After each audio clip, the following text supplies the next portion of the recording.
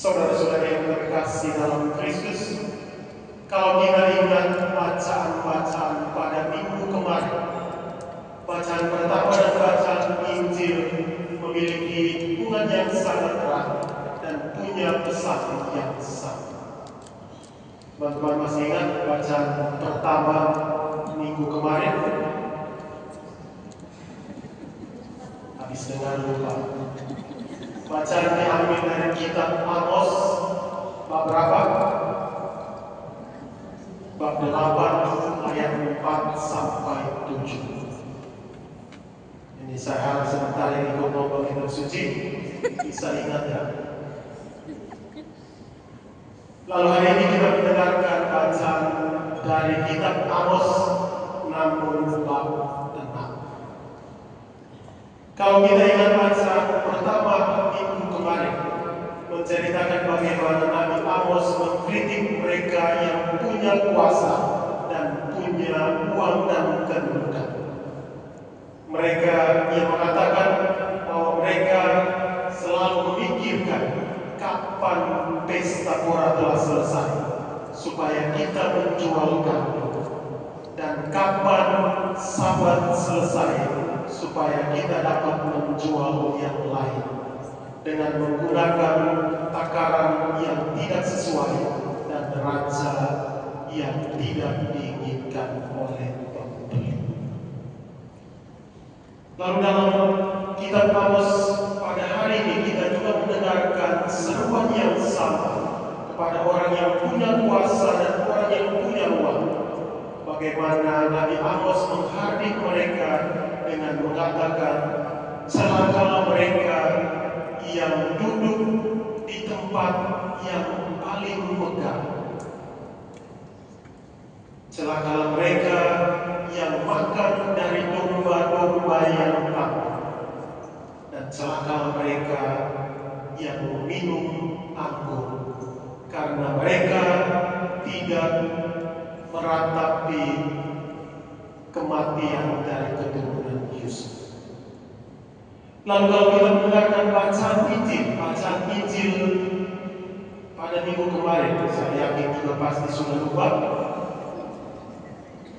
Dari Injil Lukas bab 16 ayat 1 sampai 13 tentang bendahara yang tidak jujur. Kalau dalam Injil hari ini kita mendengarkan bagaimana peristiwa cerita tentang Lazarus dan orang kaya. Kalau kita merefleksikan bacaan Injil hari ini, ada dua hal yang sangat kontras. Yang pertama, seorang yang kaya yang tidak diberi nama, dan kedua, orang miskin yang diberi nama Lazarus. Satu yang kaya tidak diakui, namun yang miskin diakui namanya. Dalam bacaan Injil hari ini, saya punya dua pertanyaan yang selalu mengusik dan menjadi perenungan setiap hari. Pertanyaan pertama, apakah semua orang kaya pada saat kematian nanti akan mengalami hal yang sama, penderitaan sebagaimana orang kaya dalam bacaan Injil hari ini? Dan pertanyaan yang kedua, apakah semua orang miskin dengan tidur di bawah jembatan ataupun yang tidak mau bekerja akan memperoleh hidup yang enak pada saat kematian nanti? Belum tentu. Dalam bacaan Injil hari ini kita mendengarkan orang kaya yang tidak diberi nama itu. Dia berpakaian megah, dan pakaian ini sering digunakan oleh orang-orang Farisi dan orang-orang Saduki pada masa itu. Kebanyakan orang Saduki adalah orang yang kaya, yang punya kedudukan, dan mereka tidak percaya akan kebangkitan. Oleh karena itu, bagi mereka kehidupan yang sekarang harus dinikmati. Ketika kita mempunyai uang yang banyak, kita seharusnya menikmati apa yang kita miliki. Oleh karena itu mereka tidak percaya akan kebangkitan, hidup setelah kematian atau kebangkitan nanti. Oleh karena itu mereka tidak menghiraukan orang-orang yang ada di sekitar mereka. Oleh karena itu dalam bacaan Injil hari ini sangat jelas dan terang-benderang Yesus mau mengkritik orang Farisi dan orang Saduki. Mereka tidak melakukan hal yang sangat bertentangan dengan ajaran Kristiani. Namun satu hal yang kurang dari mereka adalah mereka sangat egois, tidak memperhitungkan atau memperhatikan sesama mereka yang ada di sekitar mereka. Oleh karena itu dalam bacaan ini kalau kita dengarkan bagaimana orang ini tiap hari keluar masuk pintu depan, namun dia tidak menghiraukan Lazarus. Lazarus dalam bahasa Ibrani secara pendek artinya yang ditinggalkan, atau dalam bahasa Ibrani lengkap yang disebut dengan nama Eliasa berarti yang ditolong oleh Tuhan. Satu hal yang berseberangan atau bertentangan adalah bahwa orang kaya ini mau menikmati apa yang dia miliki tanpa memperhitungkan Tuhan, tanpa percaya pada Tuhan. Oleh karena itu dalam bacaan Injil hari ini kita mendengar bagaimana dia melakukan pesta pora setiap hari. Sedangkan Lazarus yang miskin ini, dia tetap percaya pada kehendak Tuhan. Itulah yang membedakan mereka. Dan satu hal yang penting, bahwa dalam percakapan antara orang kaya dengan Abraham, orang kaya ini mengatakan dia mempunyai 5 saudara. Artinya dia adalah kakak, dan di dalam keluarga mereka berjumlah 6 orang. 6 kalau menurut orang pada masa itu adalah angka yang tidak sempurna. 7 adalah angka yang sempurna. Dan kalau mau ditambahkan 1 ke 6 yang lain, maka 1 itu adalah orang miskin yang ada di sekitar kita. Orang miskin yang ada di sekitar kita akan menggenapi 6 supaya menjadi genap 7 dan menjadi angka yang sempurna.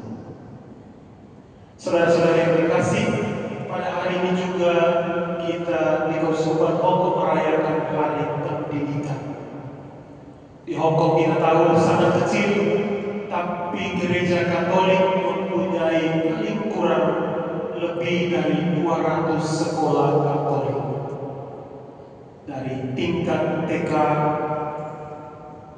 SD, SMP, dan SMA.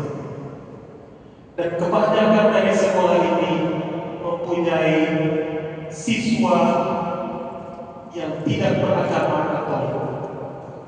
Kalau sekolah kami yang di Singin atau di St. Edward, dari sekian seribuan siswa, kalau mau dihitung sekitar 20 sampai 30 siswa yang beragama Katolik. Ada St. Paul yang punya siswa paling kurang 300-400-an yang beragama Katolik. Dan ini menjadi tempat yang bagus untuk benih persemayaman di mana Injil diwartakan. Dan melalui perayaan hari ini Gereja Katolik Hongkong mau menyadarkan kepada semua pengajar bahwa pembentukan karakter di dalam sekolah adalah hal yang sangat penting. Pendidikan dan formasi adalah 2 hal yang membentuk pribadi dan karakter masing-masing. Dan pembentukan karakter ini dimulai dari keluarga, bukan dari sekolah. Keluarga menjadi benih persemayaman pembentukan karakter setiap orang. Dan saya ingat, saya waktu kecil, ibu saya kepala sekolah di SD, dan dia punya dua pesan yang sampai sekarang saya masih ingat. Hargailah waktu. Yang pertama, sekolah saya dengan rumah sangat dekat. Sekolahnya di Simpul sini, rumah saya di mall sana. Jadi sebenarnya bisa tunggu bel baru lari ke sekolah. Tapi ibu saya mengatakan 15 menit sebelum jam 7 kamu sudah harus di sekolah. Bagaimana ibu saya menanamkan pembentukan karakter, menghargai waktu dan jangan pernah terlambat. Dan hal yang kedua, hidup kita adalah pemberian Tuhan. Oleh karena itu yang pertama dan yang utama yang harus dilakukan pada saat bangun pagi adalah berdoa, kemudian melipat selimut dan membersihkan segala hal yang ada di tempat tidur. Dan pesan itulah yang sampai sekarang saya lakukan, karena dia mampu merubah pribadi saya. Keluarga kita juga adalah seminari kecil, di mana kita membentuk anak-anak kita menjadi seorang pribadi yang dewasa. Dan pendidikan menjadi hal yang paling penting, karena di sana kita membentuk karakter.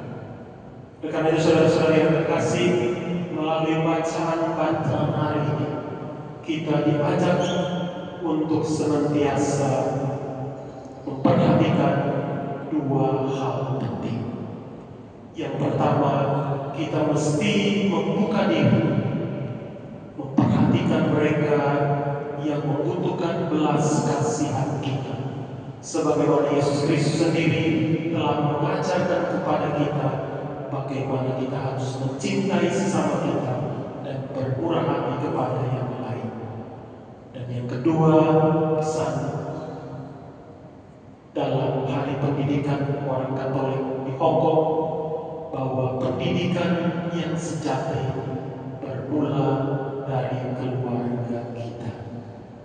Ketika keluarga kita dihiasi oleh cinta kasih, pengampunan, dan di sana ada pengharapan, maka anak-anak kita akan bertumbuh menjadi pribadi yang mencintai, yang punya pengharapan, karena cinta dan pengharapan kita bermuara pada Sang Sang.